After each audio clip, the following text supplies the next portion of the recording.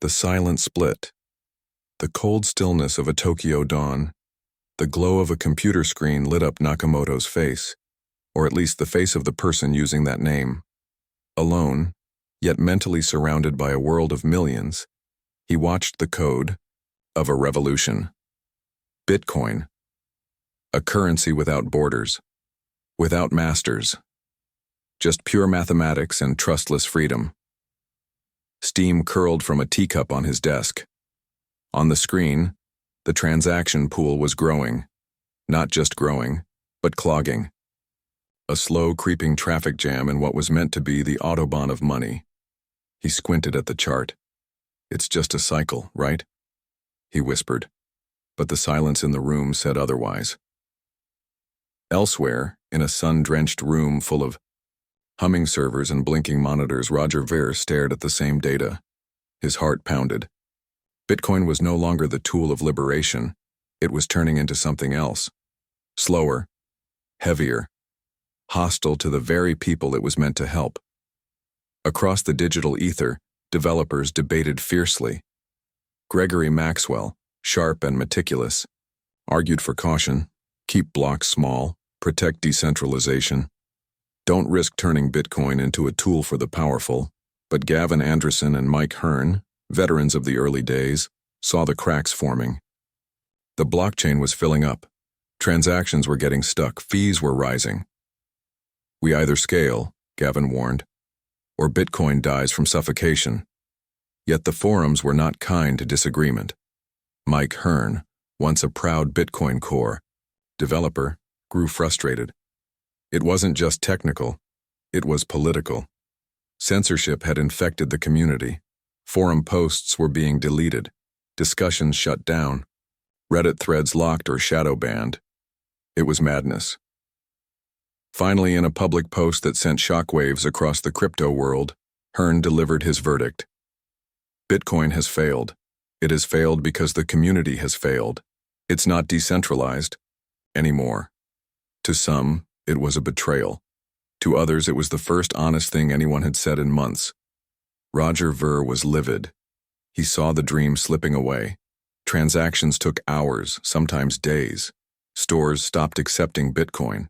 It was becoming unusable. He went public again and again. This is not what Satoshi wanted. But the resistance was strong. A tight circle of developers, backed by moderators and technocrats, dismissed any talk of increasing the block size. They claimed it was too risky, too centralized, too messy. And so, censorship became the new normal. Our Bitcoin, once the heart of free crypto debate, turned into a fortress. Posts advocating for larger blocks vanished. Users were banned, voices silenced. Even Bitcoin itself, the project born of rebellion, had become controlled. The community was fracturing, quietly, irreversibly. And deep inside, one terrifying question echoed in the minds of many. Who really controls Bitcoin? The rebels break away. It began not with a bang, but with a whisper. Somewhere in Hong Kong, in the back room of a dimly lit cafe hidden between skyscrapers and neon lights, a small group of developers and miners gathered. They were angry, disillusioned, and ready. Laptops open, cables sprawled across the table, screens filled with block diagrams and white papers. No small talk, only strategy. Jihan Wu, co-founder of Bitmain and one of the most powerful miners in the world, leaned forward. "The network is choked," he said coldly. "They won't fix it. We will." Roger Ver nodded. To him, this wasn't just code. This was ideology, a fight for freedom, for usability, for the future of money. Across the Pacific, whispers turned into plans, plans into forks. The idea was simple yet seismic. Split the chain, not metaphorically, literally. A fork of the Bitcoin codebase, with a critical change, larger blocks, more room, faster transactions, lower fees, a Bitcoin built for the people again. But the other side, Bitcoin Core, had grown entrenched. They dismissed the new fork as dangerous, centralized, a threat to the purity of the protocol. On August 1, 2017, the chains diverged. Bitcoin Cash was born. The world now had two Bitcoins, and only one would survive the war of narrative. Some called it an attack. Others called it a liberation. Nodes went dark. Exchanges scrambled. Traders panicked. The markets trembled. And amid the chaos, something unprecedented happened. Bitcoin Cash skyrocketed, not just in price, in belief. It promised the original vision. A return to Satoshi's dream, peer-to-peer electronic cash. Not digital gold locked in a vault, but money that moved. In forums, camps formed. On one side, Bitcoin maximalists, purists who believed only in BTC. On the other, the big blockers, those who believed Bitcoin Cash was the real heir. The arguments weren't just technical anymore.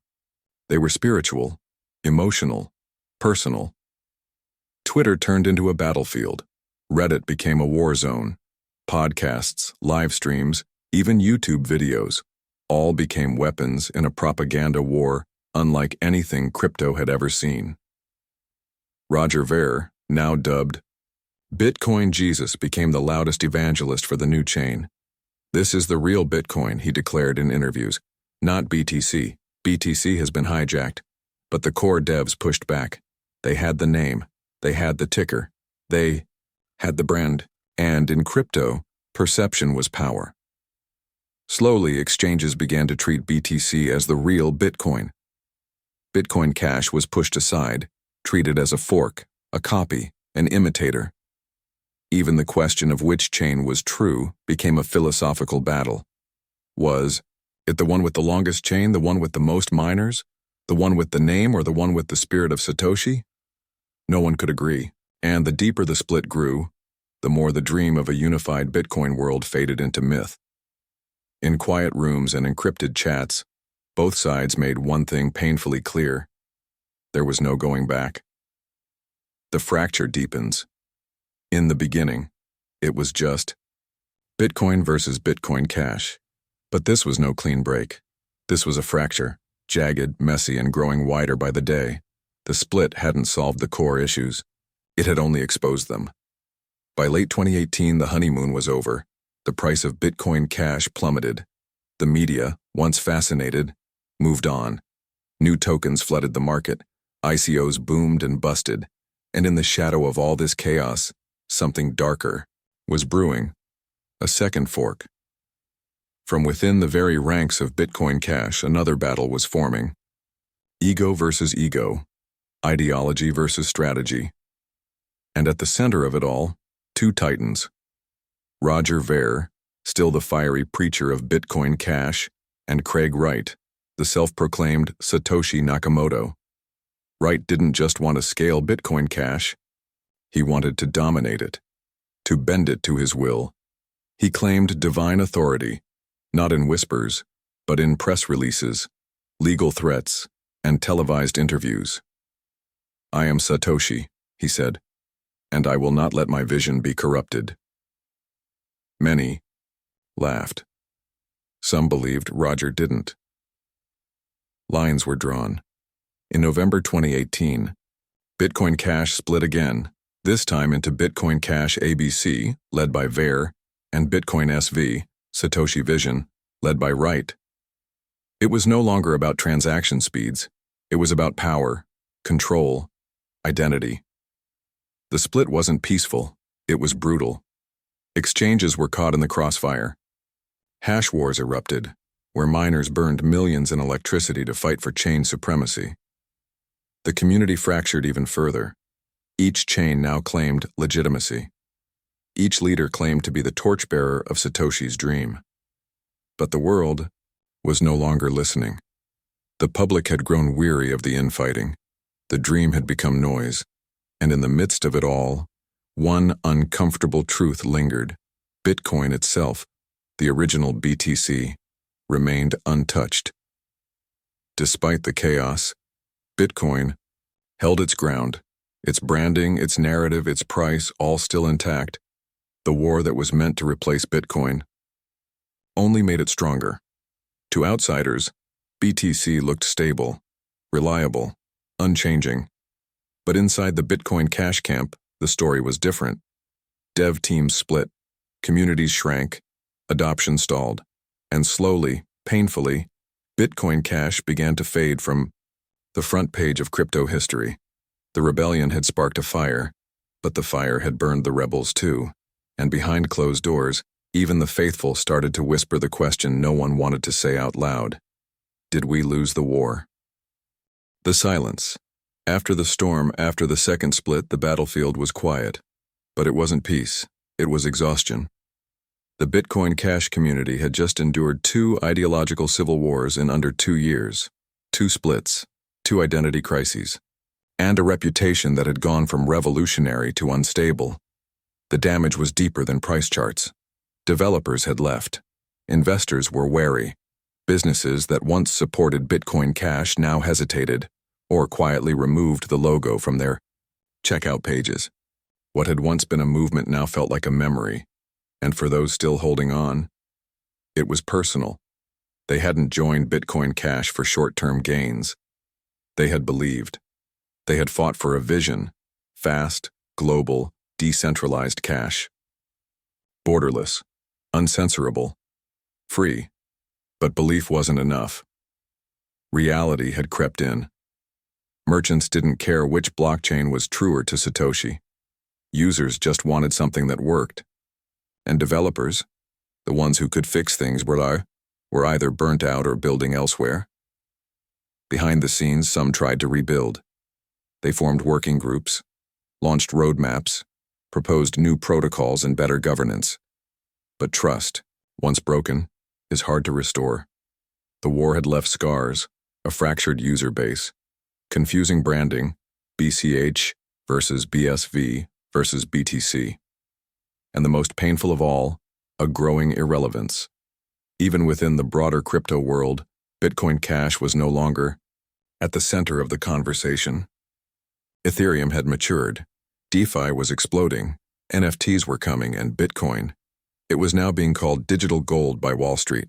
The world had moved on. But amid the silence, a strange clarity began to emerge. Some Bitcoin Cash believers didn't see the collapse as failure.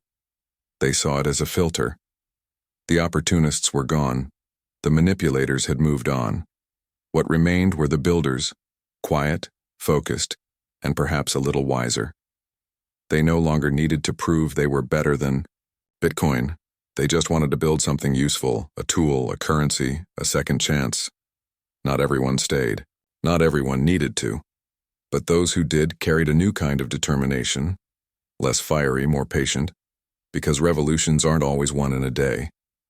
Sometimes they're won after the world stops watching. Beneath the surface, Bitcoin Cash was no longer on magazine covers, no longer the star of YouTube debates or Twitter feuds. The spotlight had shifted, the market had moved on, and that was exactly what some had hoped for. In the absence of hype, something unexpected began to happen. The noise faded, and work began. Not the kind of work that grabs headlines, the quiet kind. Developers who had once fought over roadmaps now focused on code, real code. They started fixing bugs, improving wallet UX, and upgrading transaction throughput. They began to treat Bitcoin Cash not as a brand, but as a protocol, something usable. In South America, a small community launched a Bitcoin Cash-based circular economy. In Africa, a merchant payment network began accepting BCH. In Southeast Asia, QR code adoption made BCH a viable alternative to cash for everyday purchases. No central office, no CEO, no marketing team, just people. Using it. Not because it was perfect, but because it worked well enough. And in places where banks failed or inflation soared, well enough meant survival. This was the test Bitcoin Cash was born for. The white paper never promised global domination. It promised peer-to-peer electronic cash. And for a growing number of people, quietly, globally, that's exactly what it was becoming. Still, the damage from the past lingered. Exchanges were cautious. New developers were scarce. Critics saw BCH as irrelevant. Even within crypto, it was dismissed. That thing from the 2017 fork. But those who stayed didn't care. They didn't need to win Twitter arguments anymore. They weren't chasing billion-dollar valuations or flippenings. They were chasing something more stubborn, and perhaps more powerful. Persistence.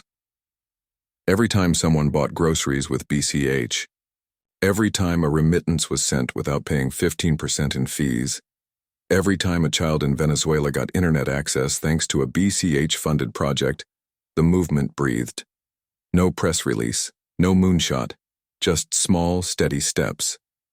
Survival wasn't glamorous, but it was real. And beneath the surface, Bitcoin Cash, battle-scarred, underestimated, kept moving forward, like a current beneath calm waters. Waiting, not for hype, but for the next moment it would be needed.